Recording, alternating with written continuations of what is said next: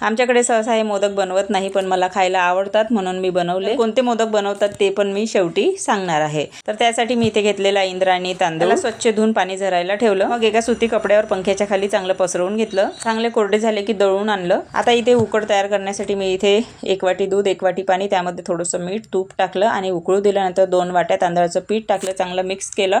उकळी आल्यानंतर आणि गॅस बंद करून झाकून ठेवलं 10 ते 15 मिनिटांसाठी। नंतर इकडे सारण तयार केलं। सारण तयार करण्यासाठी कढईमध्ये 1 चमचा तूप गरम केलं, त्यामध्ये 1 चमचा खसखस, नंतर ओल्या खोबऱ्याची किस टाकला 1 वाटी आणि त्यामध्ये अर्धी वाटी गूळ टाकून मिक्स केलं। थोडेसे ड्रायफ्रुट्स आणि वेलची पावडर टाकली।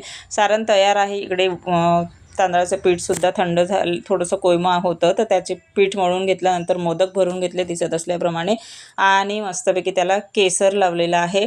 10 ते 15 मिनिटाची वाफ दिली आणि बघू शकता मोदक तयार आहे गणपती बाप्पासाठी। तर आम्ही बनवतो जास्तीत जास्त तळणीचे मोदक। व्हिडिओ आवडला लाईक शेअर